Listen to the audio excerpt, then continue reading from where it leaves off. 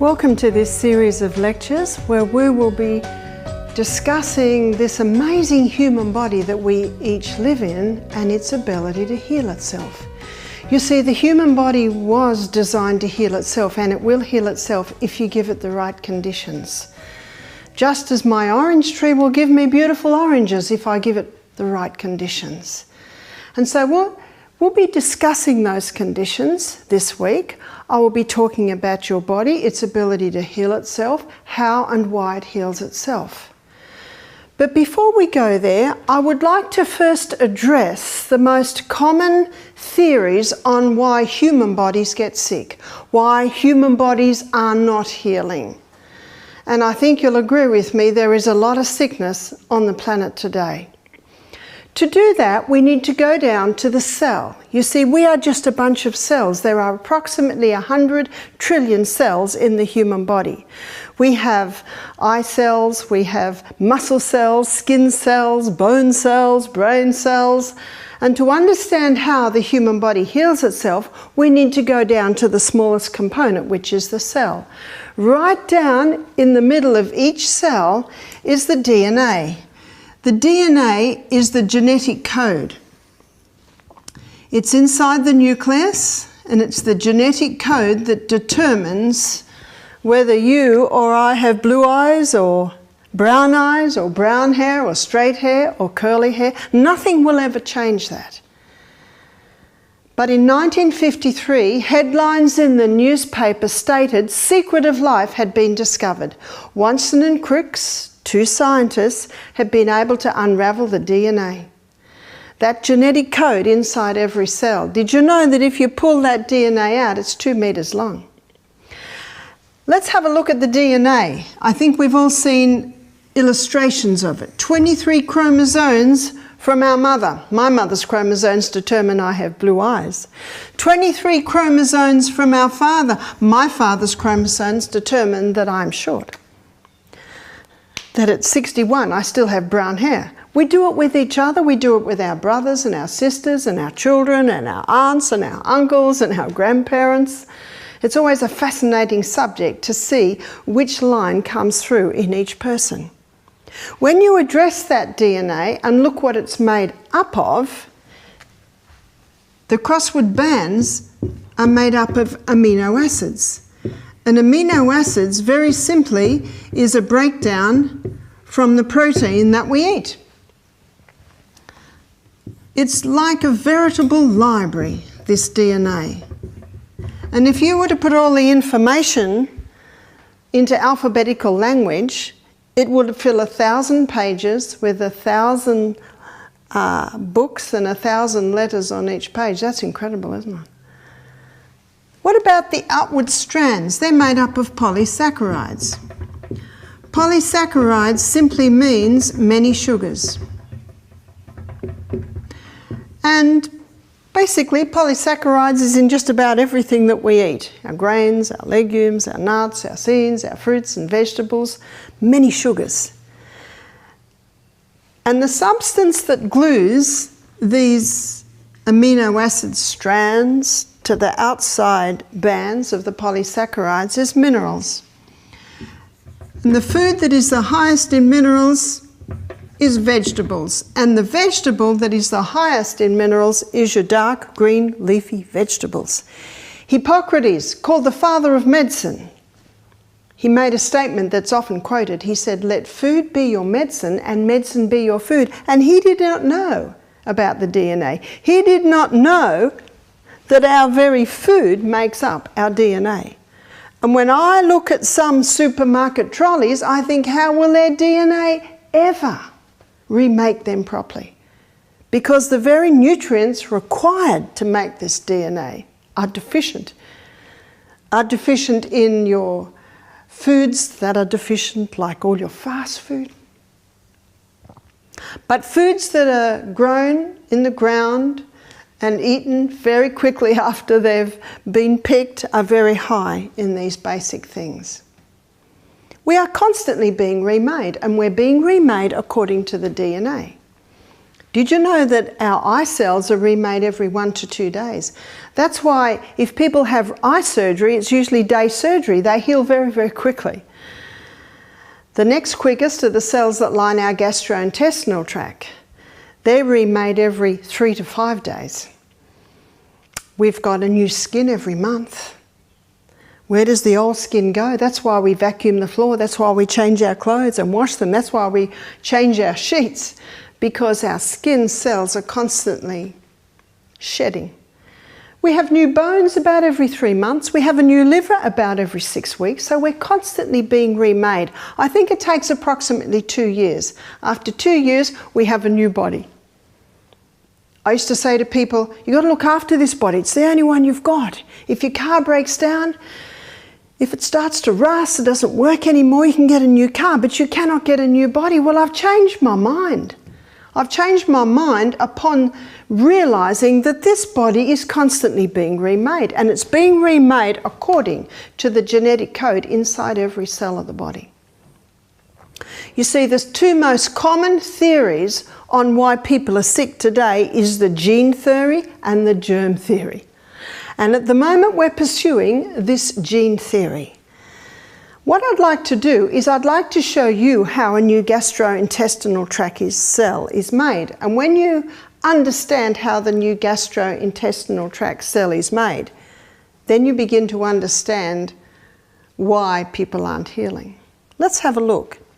All the information is in the DNA on how to make a new gastrointestinal tract cell. Did you know that inside every cell in the body is all the information on how to make a totally new body? But in the gastrointestinal tract, we don't want the information on how to make a new liver cell or eye cell or bone cell. And so all the information that we need is literally switched on, and all the other information is switched off. A photocopy is made, it's called RNA. RNA is a photocopy of all the information on how to make a new gastrointestinal tract cell. And it comes down to another part of the cell called ribosome. And ribosome is the little factory where the new cell is made. So RNA comes down into ribosome and the new cell starts to be made. Brick upon brick, the new cell is being made. What are the bricks? The bricks are amino acids. You probably have heard that amino acids is the building blocks of the body, and that is true. What is the glue that glues the amino acids together? It is minerals. Minerals literally glues us together. Minerals are important. Brick upon brick, and out pops a new gastrointestinal tract cell. Every 3 to 5 days. Our gastrointestinal tract lining looks like this. It's called villi. And down here in the valley, the new cell is made. And it takes 3 to 5 days for it to travel up, and then it dies off and gets taken away. The gastrointestinal tract is a very interesting part of our body because it's actually not part of our body. What do I mean by that? It's an external structure. Well, my skin is an external structure, and my watch is on my skin. My watch is not part of my skin. But if this watch were to happen to dissolve and then get absorbed through my skin, then my watch becomes part of my body. So in the gastrointestinal tract, it's an external structure. An interesting part about the gastrointestinal tract is that it is 8 meters long. There's one opening here, it's a hollow tube, and there's the other opening at the other end where the waste comes out. And the lining, specifically in the small intestine, it looks like this. So anything that goes into our gastrointestinal tract is not part of you or me until it gets broken down to tiny structures, which we'll be looking at this week. Then it gets absorbed through this lining into the blood, because these villi are covered in little capillaries. That's our blood system. So that's what I mean when I say it's an external structure. Anything that goes into your gastrointestinal tract, not part of you or me, till it gets broken down to tiny structures, then gets absorbed into the blood, then it becomes part of you and me. It's a very important part of the gut, is the lining.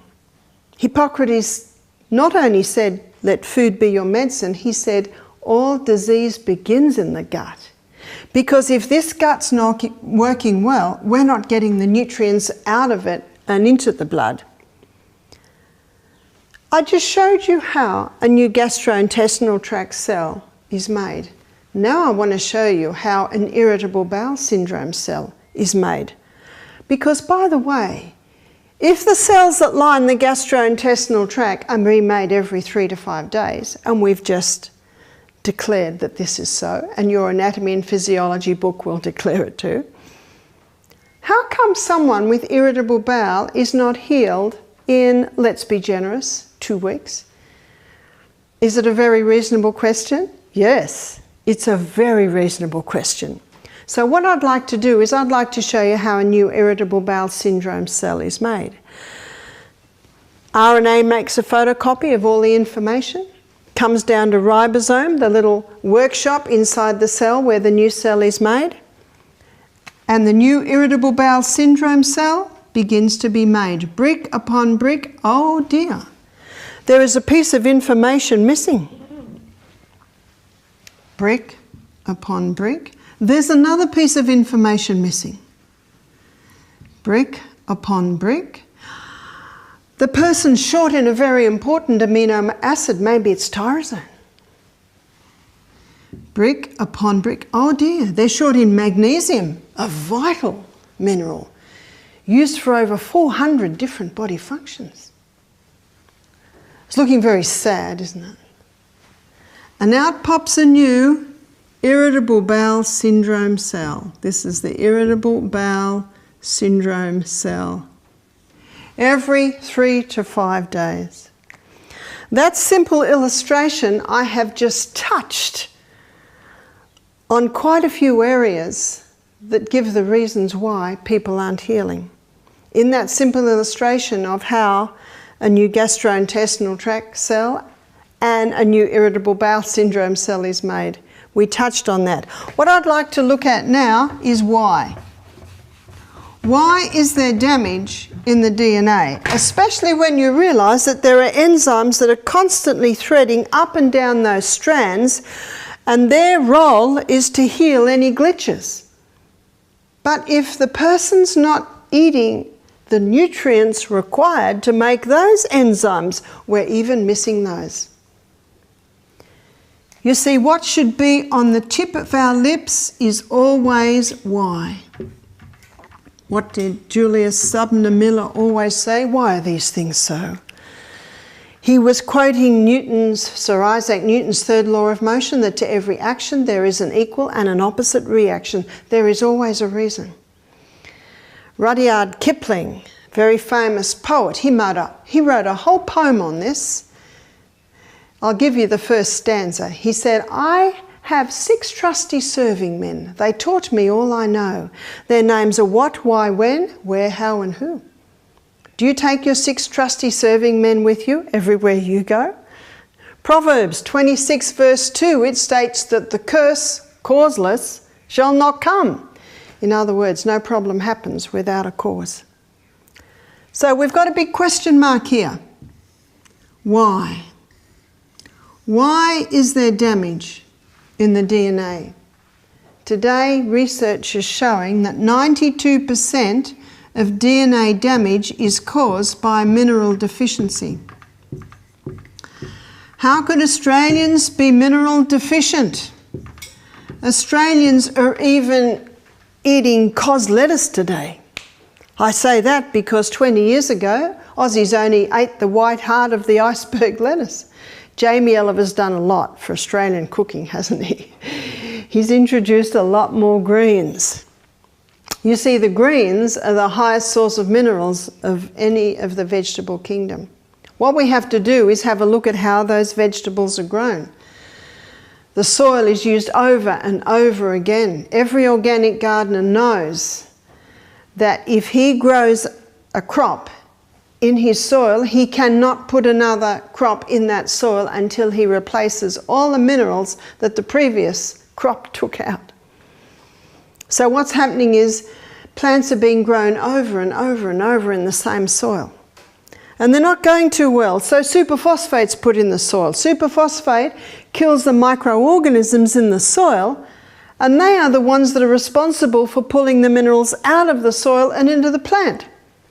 So now the plant's deficient, even though it might look good, didn't taste any good. And all the bugs attack that plant. Notice the plant that the bugs attack, the wheat plant.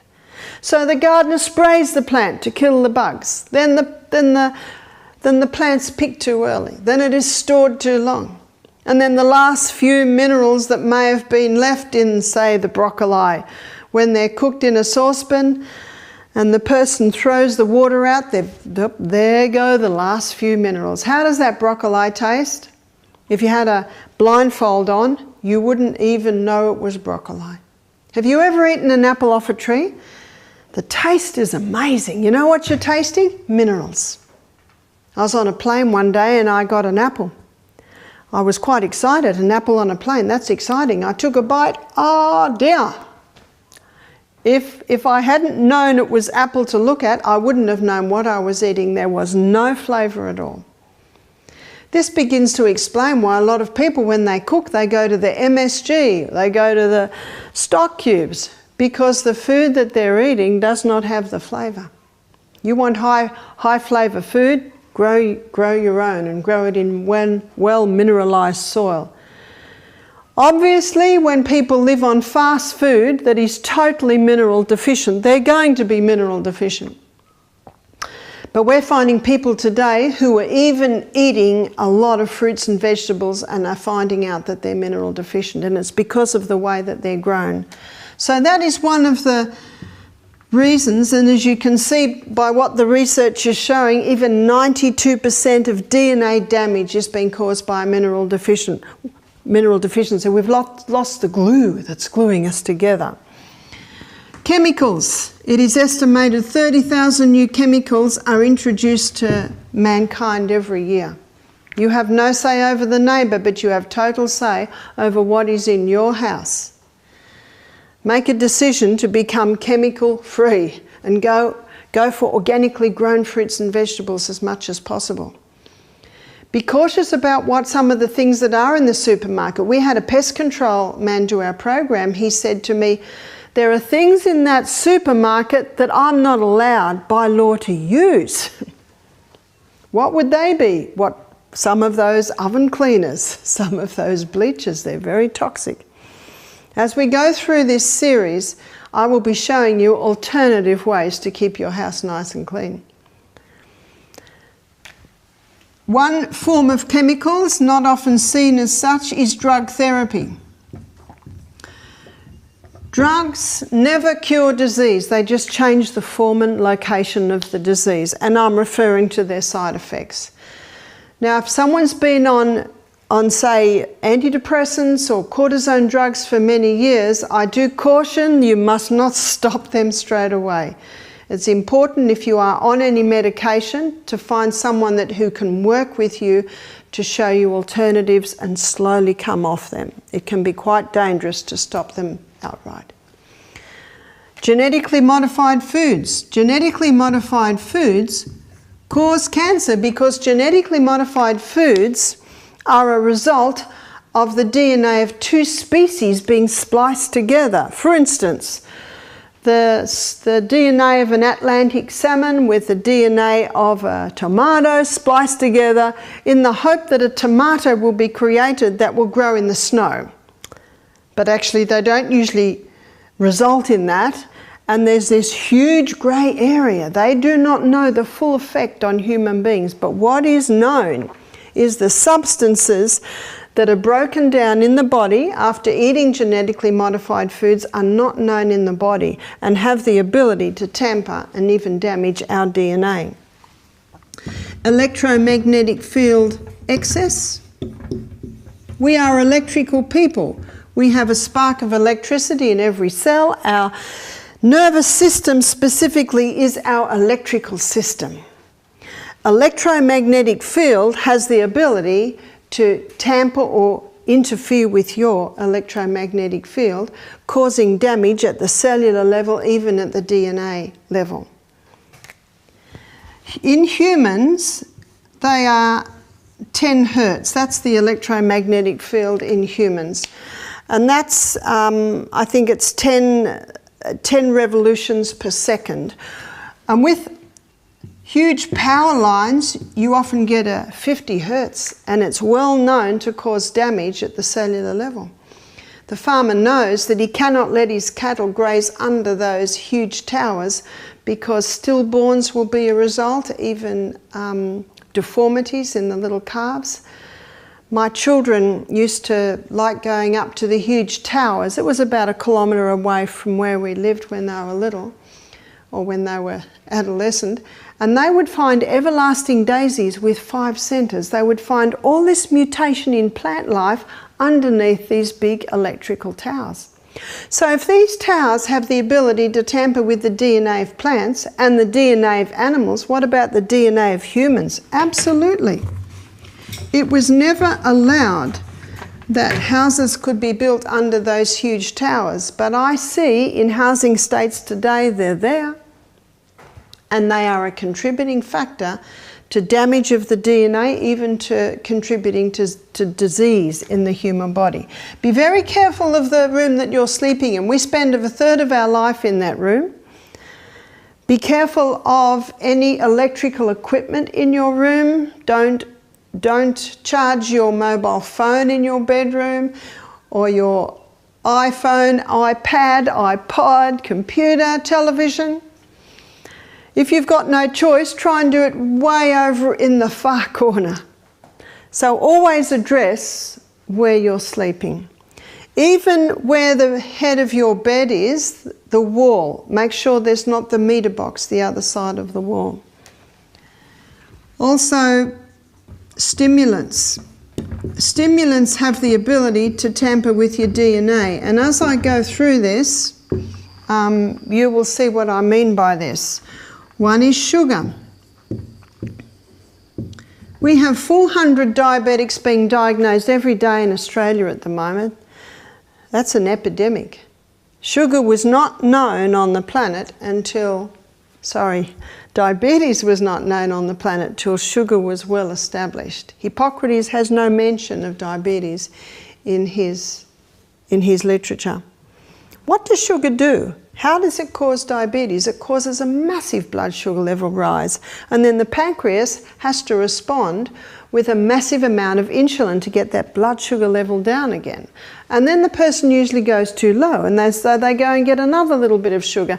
And so what they're often doing, you'll find that their blood sugars are like this all day long. Crisis, crisis, crisis, crisis, crisis, crisis.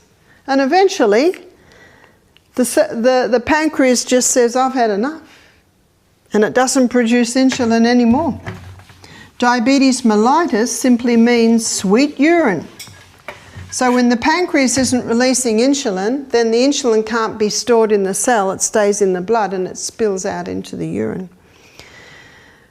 In Australia today, we're looking at about 4th generation sugar abuse. Granted, many people don't realise they're abusing sugar, but it is a highly addictive drug, and I will be showing you that as we go through this series.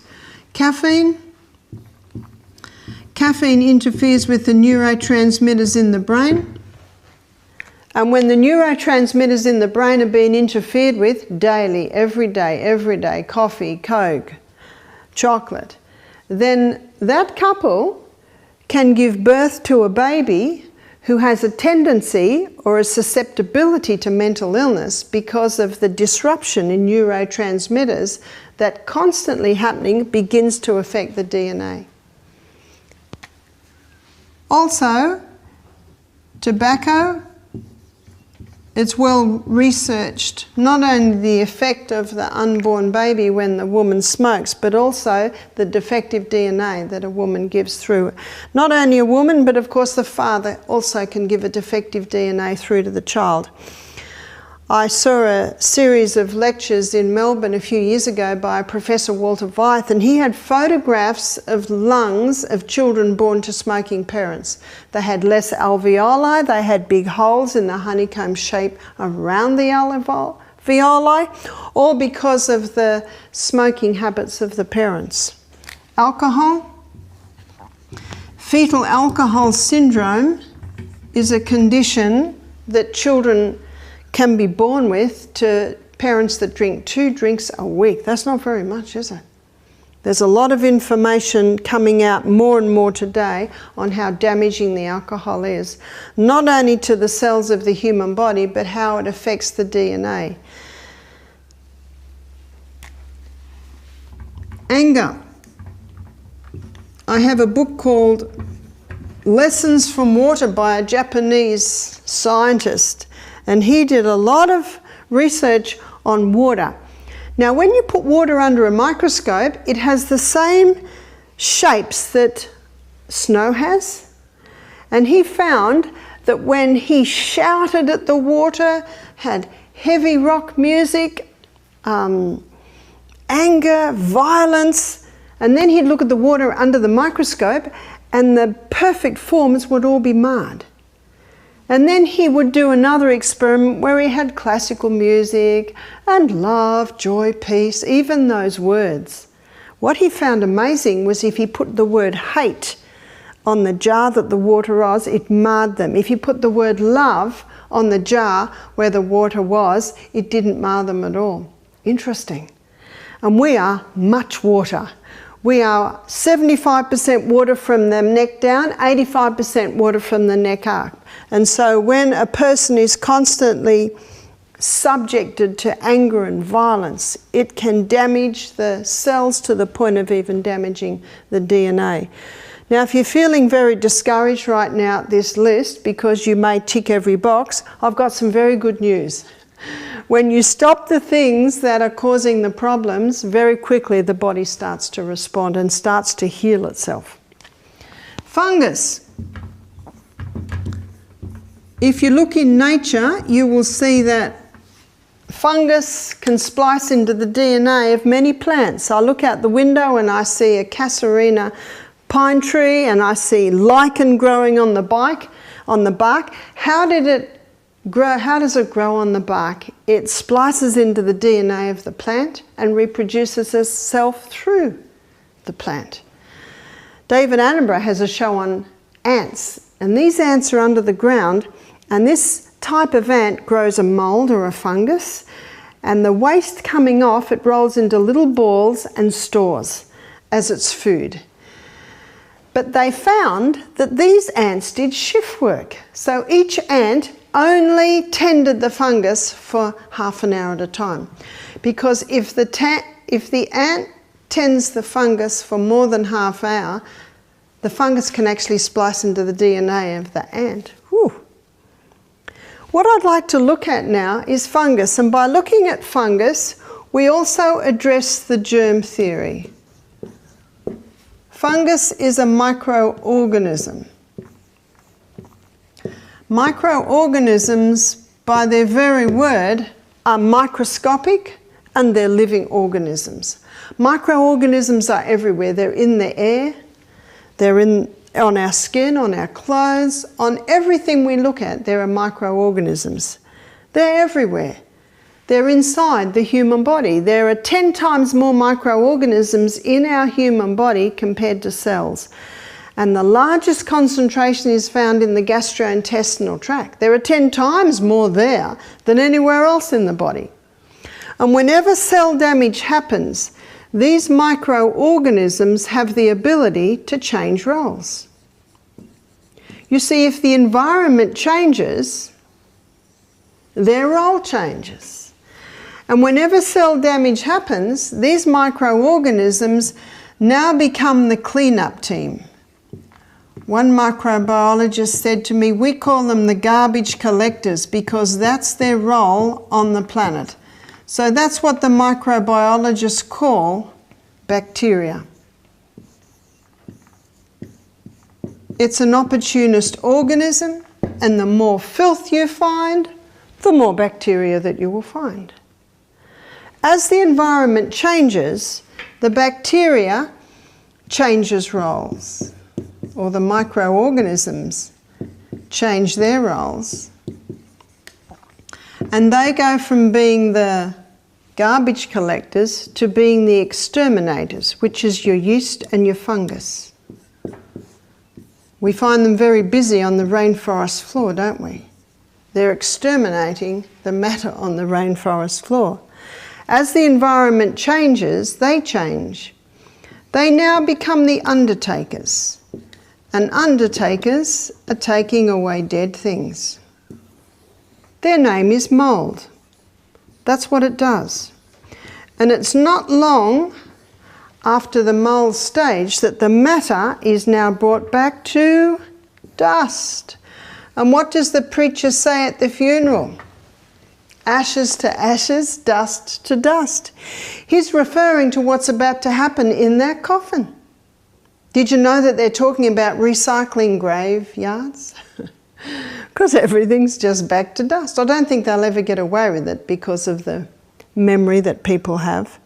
But what I have drawn for you here is the cycle of life, or the carbon cycle. A basic law of science states nothing's created and nothing's destroyed. It just changes form. It's the cycle of life. And when you think about it, if a kookaburra dies in the bush, what happens to it? It's brought back to dust. Now out there in the bush, dung beetles, worms, scavengers, blowflies, they all help with the process. There was a contemporary at the time of Louis Pasteur who made the germ theory famous. And this contemporary, his name is Antoine Beauchamp. Antoine Beauchamp, 6 times professor, this man. And he did not believe, as Louis Pasteur did, that germs cause disease. He said, no, germs don't cause disease, they're the result of unhealthful conditions. And this cycle of life that I've just drawn you reveals that. One day Antoine Beauchamp got a dead cat, he wrapped it in an airtight container, he left it for 4 months. He came back after 4 months, he opened the container and it was full of dust, maybe a few burns. What brought cat back to dust? It's an airtight container. The microorganisms that were a living part, an active part of living, running cat, upon death of the organism, and basically that's the ultimate cell damage, these microorganisms took their suit of clothes off, so to speak, put their rubber gloves and apron on, and became the garbage collectors. As the environment changed, they became the exterminators. As the environment changed, they changed, down to the undertakers, until eventually their task had been completed of bringing matter back to dust. These are the players in the cycle of life. These are the performers in the cycle of life. We need to know this, and we need to work with this. Antoine Beauchamp got the dust from the dead cat. He put it under the microscope. It was alive with microorganisms. They'd finished their role of bringing matter back to dust. Now they're waiting in the dust, ready for their next job. And isn't that why we use compost bins? I've always had 3 compost bins. One I'm adding to, one is sitting, and one I'm taking from. How do I know when it's ready to be taken from? Because I put my fork in and all I see is dirt. And I smell it and it smells like dirt. If it doesn't, it's got a bit of work to do. But I usually know when it's ready because that's when the pawpaw trees come up. That's when the pumpkin plants come up out of my compost bin. Then I shovel my compost into my garden. What am I putting into my garden? Microorganisms. Microorganisms that were part of that apple developing. Then they were responsible for the apple ripening. And if the apple doesn't get eaten, they are now responsible for it rotting. Can you see that? They just change roles. As the environment changes, they change. And it rots down and it's in my compost bin and the microorganisms are still there. Remember the basic law of science? Nothing's created, nothing's destroyed. It just changes roles. And it changes roles according to the environment. Let me show you what's happening in the garden. Let's say it's my celery plant. And these celery plants are remarkable. I've had them for years. And they just keep reseeding and keep coming up. And I put my compost into the soil. What am I putting into the soil? Microorganisms. These microorganisms, now they play another role.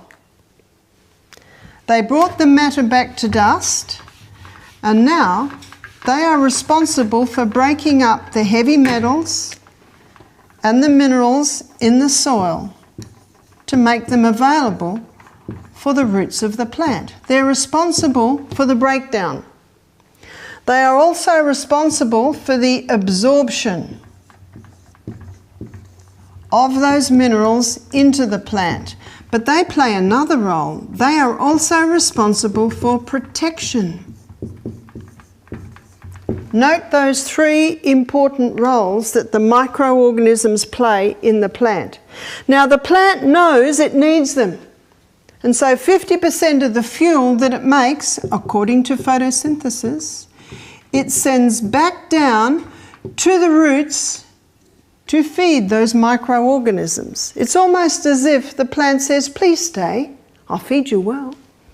Beautiful illustration of taking only to give again. Did you know that the law of service is written on every single plant in nature?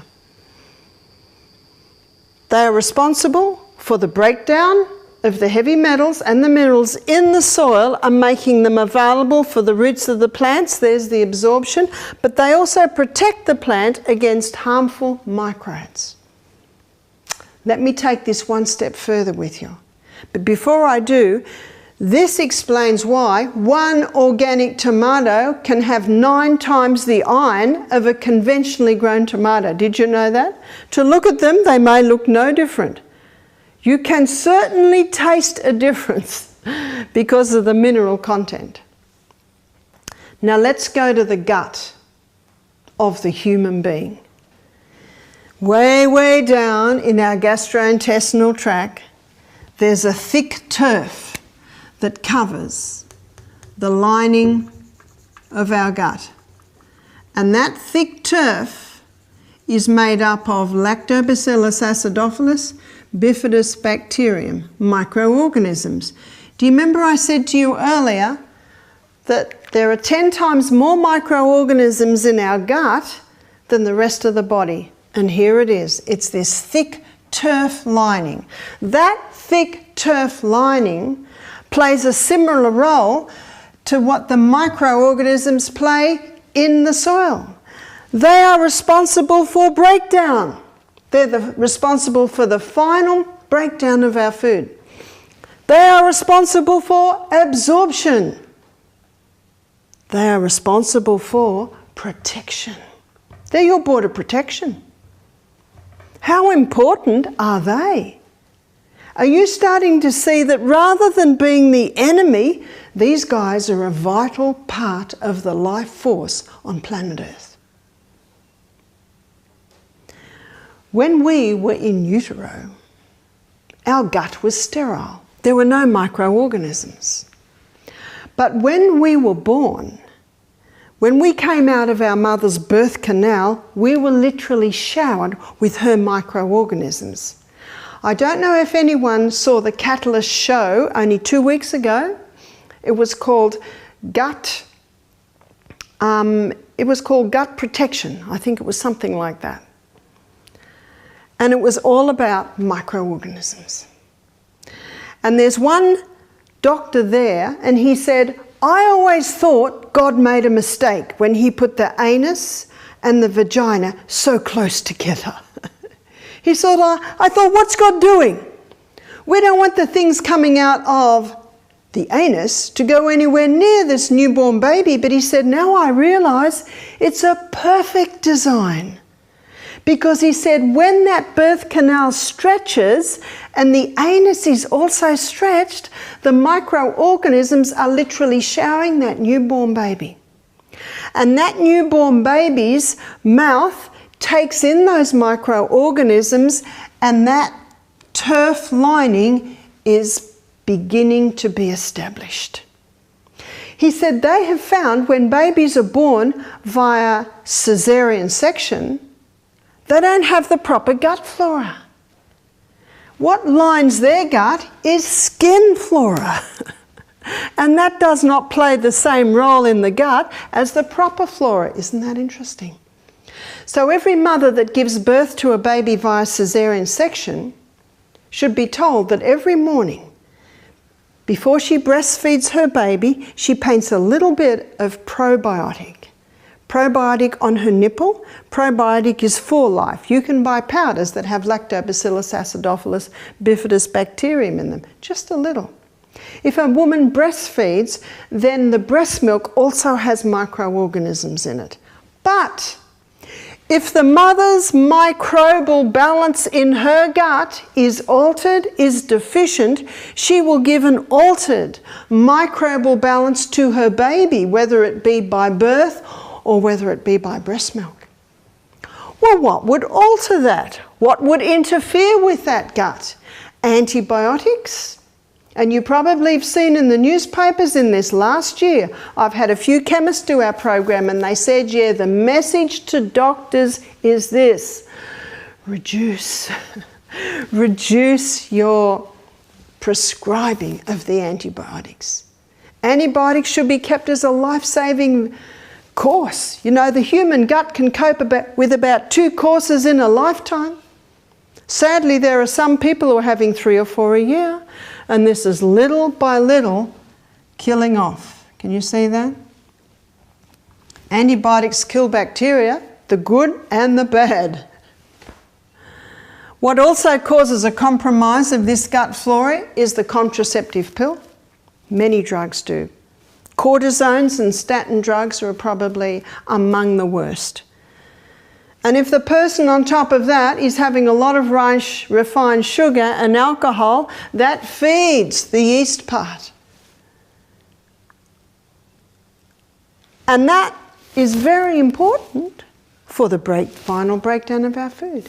It's important for the absorption of our nutrients out of our gut and into our blood. It's important for protection, because all sorts of things can come in on food. We need protection against that, border protection. What I'm telling you today, Hippocrates did not know, and yet he said, let food be your medicine and medicine be your food, because he just observed when a person's gut was working well, their health was better. So we have got many children being born today starting off with a compromised. In this show where it talked about microorganisms and the gut on Catalyst, they have an answer. And you might be shocked at this answer, but they're called poo transplants. They take the feces of a healthy gut person and they put it in a blender. It is true. Blend it with some water, put it in some big syringes, and the person with the poor gut, they put them under anaesthetic and they do they insert something into their colon. It's called colonoscopy, where they have a look. And they take the camera out and then they get the big syringe and they syringe in this poo transplant. And they can insert it up high or down low, but do you know there's no need for that? All the gut needs is for the person to take by mouth a probiotic. Probiotic means for life. And you can buy powders in the health food shop called probiotic. And the time to take it is 3/4 of an hour before breakfast, and then those microorganisms can go down to where we want them. And there's something else that you can do.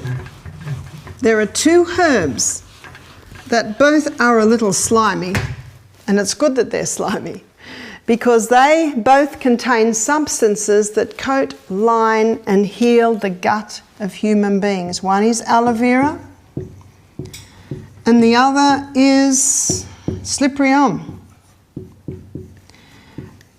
Slippery elm is the powdered bark of the slippery elm tree, and it's a good name because when you put water with it, it looks fairly slippery. Both of these herbs can be used. In fact, I advised a week on this one, a week on that one, a week on this one, because the body gets used to things. In Psalm 104 verse 14, the Bible says, God gave herbs for the service of man. I love that verse because it's as if herbs come in and say, where would you like me? Where can I go?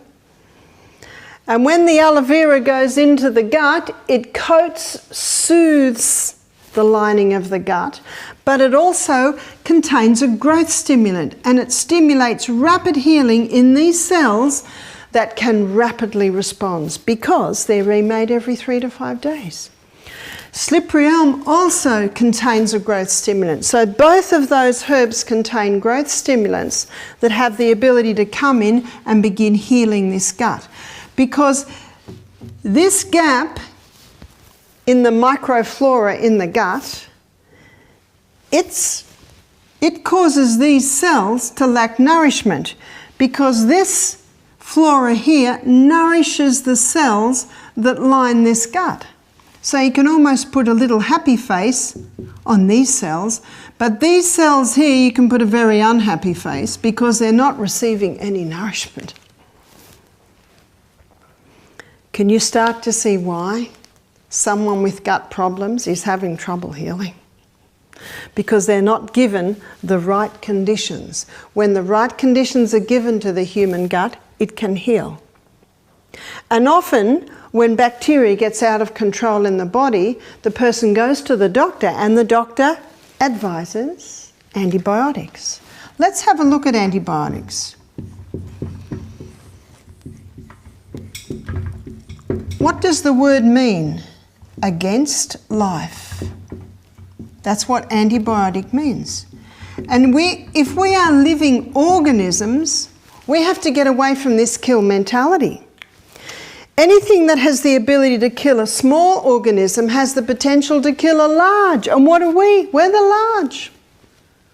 About 1% of doctors today are claiming that antibiotics have caused more problems than they ever cured. What is an antibiotic?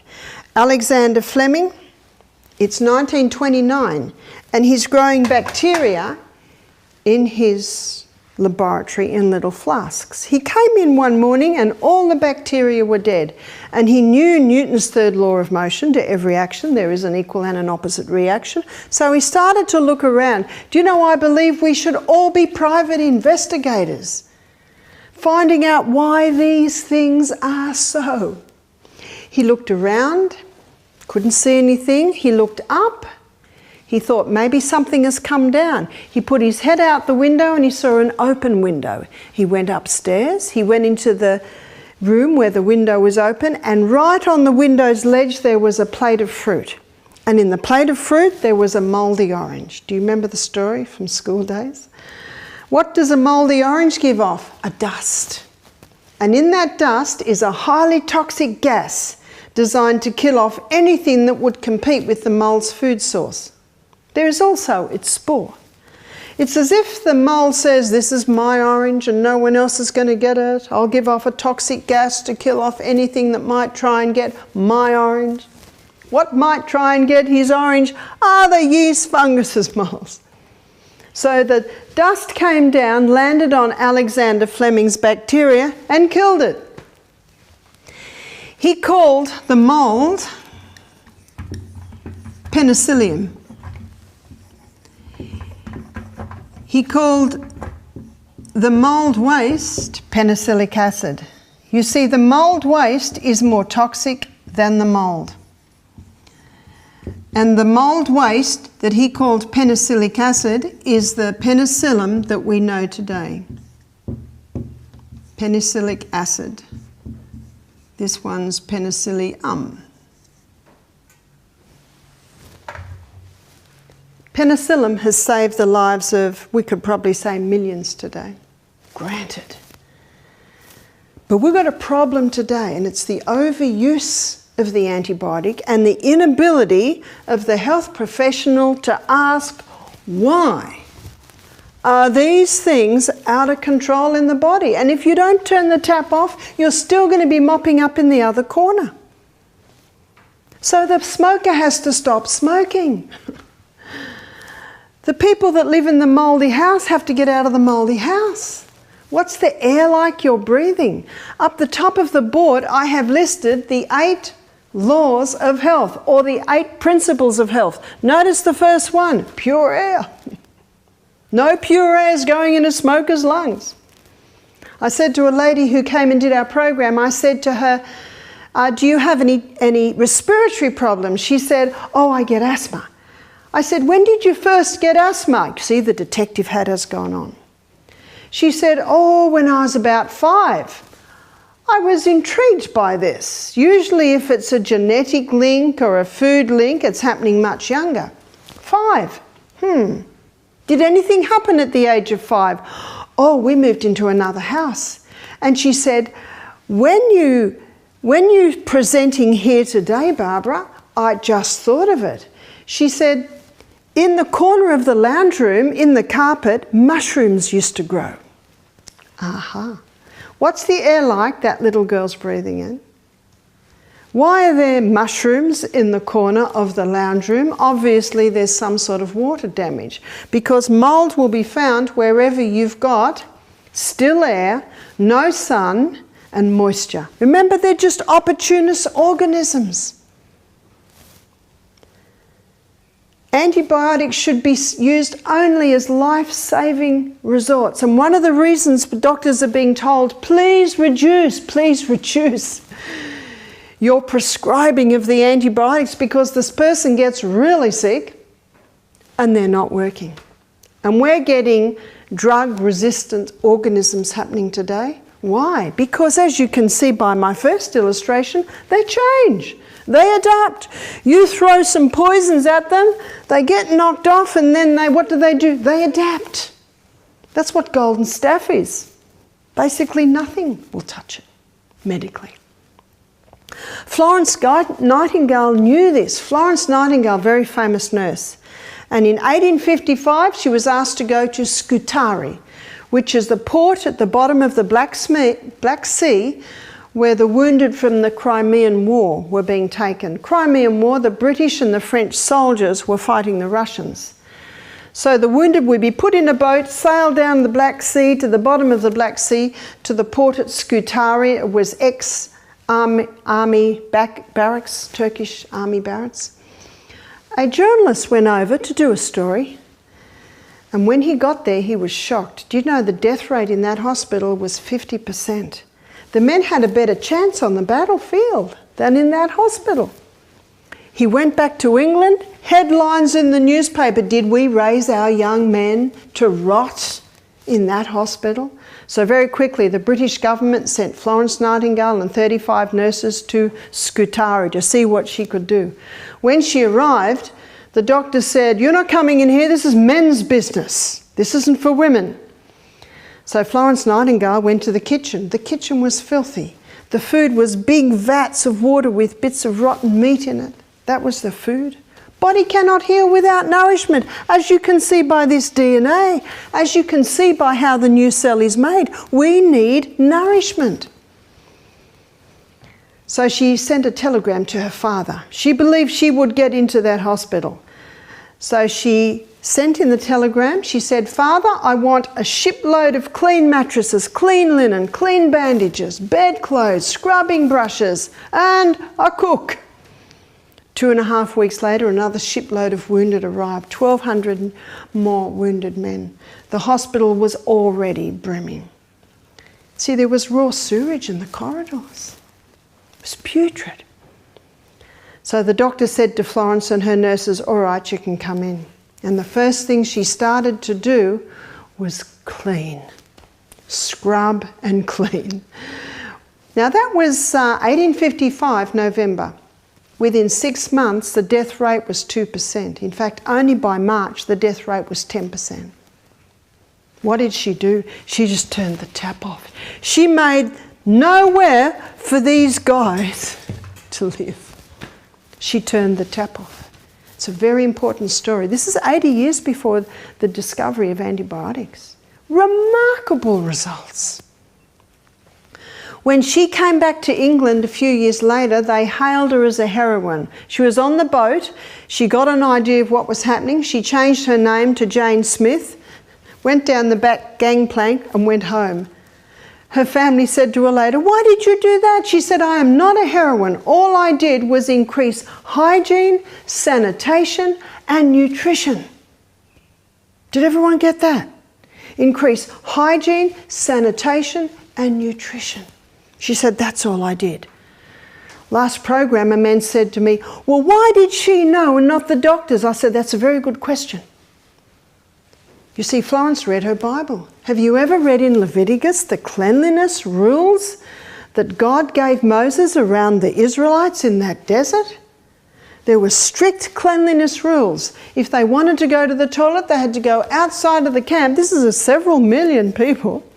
And they had to dig a hole, and when they'd finished, no one would know that they'd been there. And if someone died, they had to carry that person out of the camp and bury them. And the men that carried him out of the camp, they could not go in the camp, back in the camp for 3 days. They had to wash their clothes, they had to wash their bodies. Strict cleanliness rules. There's nowhere for these guys to live in that camp. You've just got to turn the tap off. And when Florence Nightingale read of Louis Pasteur's theory that germs cause disease, she said, "This is the theory of a man of a very unstable mind." And she said, "And anyone who believes it is equally unstable." Did you hear that? Germs don't cause disease. Germs are the results of unhealthful conditions. Can you see that? If germs do cause disease, all we need is more drugs. Have we got enough drugs? We certainly have.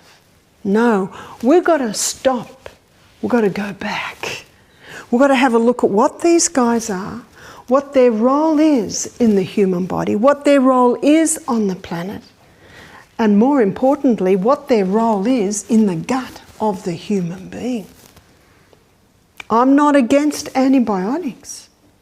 They have saved lives, they will continue to save lives. But please use them only as a last resort. My son James, at the age of 35, went to the doctor because his elbow was all swollen. The doctor said it's bursitis, that's inflammation of the bursa. Take this antibiotic. James stood up and said, "I've never taken an antibiotic in my life and I'm not about to start." He went home and rang Mum. Mum said, "Inflammation of the joint. Grate some ginger, put it into a little pack and bind it onto your elbow." 3 days later he said, "Mum, it got hot." I said, "It will if there's inflammation. Just do it for about 5 hours a day." And it went away. How often would have that happened to that doctor? How many 35-year-old people? James is 37 now and he still hasn't had an antibiotic and he's still alive. As we go through these meetings, I'm going to show you how you can be your own doctor. You see, I believe everyone should be their own doctor because only you know how you feel, only you know what you've been through, only you know how your body responds or reacts to different things. And I'm always listening to see what bodies do. And we always here at our health retreat, we adjust. Too many juices, we'll give you less. Not enough juices, we'll give you more. My ankle hurts, let's put the detective hat on and find out what happened to that ankle. You see, if you don't do that, if you don't turn the tap off, you'll never stop mopping up. If you don't find the cause, you will never actually have a cure. The human body was designed to heal itself, and it will heal itself. Tiny little 2-letter word. If you give it the right conditions. And as you can see by my presentation, we've got to give the body the right conditions, starting in the gut. So we've got happy faces, border protection's working well, just re-establish that gut, and from there come out. When I was 20, I got a book called Back to Eden by Jethro Kloss. It was my first health book, and I was reading through it, and every ailment he talks about working with the gut, and I thought, what is this? I now understand why.